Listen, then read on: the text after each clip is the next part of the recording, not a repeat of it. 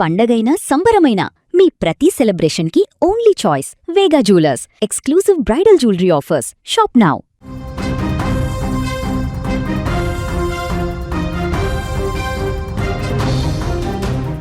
తెలుగు రాష్ట్రాల ప్రజలకు వాతావరణ శాఖ చల్లటి కబురు అందించింది. అత్యంత కీలకమైనటువంటి హెచ్చరికను కూడా జారీ చేసింది.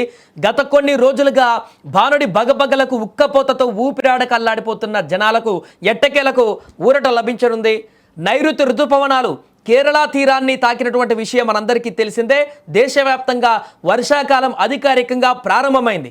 అయితే ఇప్పుడు ఏపీ తెలంగాణ సరిహద్దులలో వాతావరణం శరవేగంగా మారిపోతుంది.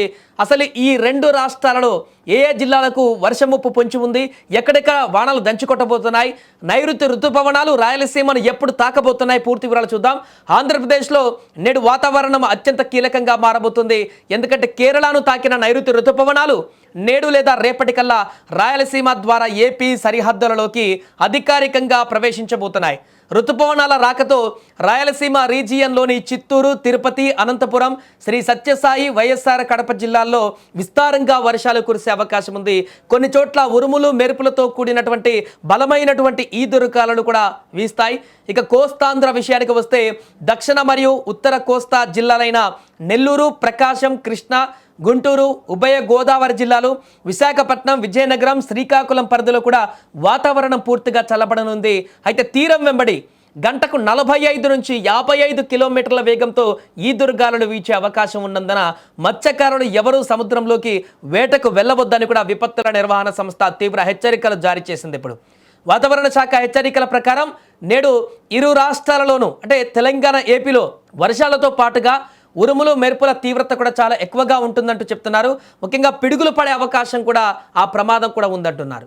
కాబట్టి పొలాల్లో పనిచేసే రైతులు, కూలీలు, పశువుల కాపరులు వర్షం వచ్చేటువంటి సమయంలో ఎట్టి పరిస్థితుల్లోనూ చెట్ల కింద కానీ విద్యుత్ స్తంభాల వద్ద కానీ ఆశ్రయం పొందరాదని విపత్తుల నిర్వహణ సంస్థ స్పష్టం చేస్తుంది. బలమైనటువంటి ఈదురుగాలుల వల్ల రోడ్లపై ఉండే పెద్ద పెద్ద ఫ్లెక్సీలు, హోర్జింగ్లు, ఎండిపోయినటువంటి చెట్లు విరిగిపడే ప్రమాదం కూడా ఉంది.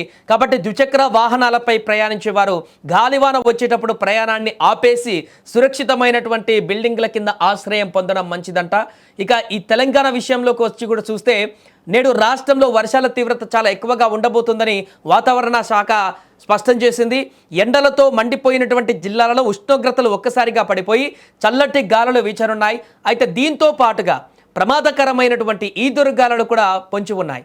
సో తెలంగాణలో పశ్చిమ, దక్షిణ జిల్లాలలో అక్కడక్కడ భారీ నుంచి అతి భారీ వర్షాలు కురిసే అవకాశం ఉంది. ముఖ్యంగా రంగారెడ్డి, సంగారెడ్డి, మెదక్, కామారెడ్డి, మహబూబ్నగర్, నాగర్ కర్నూలు జిల్లాలకు వాతావరణ శాఖ ఆరెంజ్ అలర్ట్ జారీ చేసింది.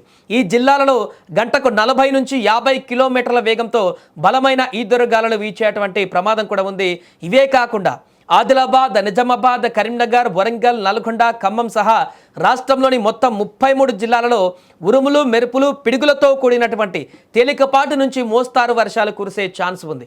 ఇక రాజధాని హైదరాబాద్ విషయానికి వస్తే ఐటీ కారిడార్ పరిధిలో నేడు ఆకాశం పూర్తిగా మేఘామృతమై ఉంటుంది.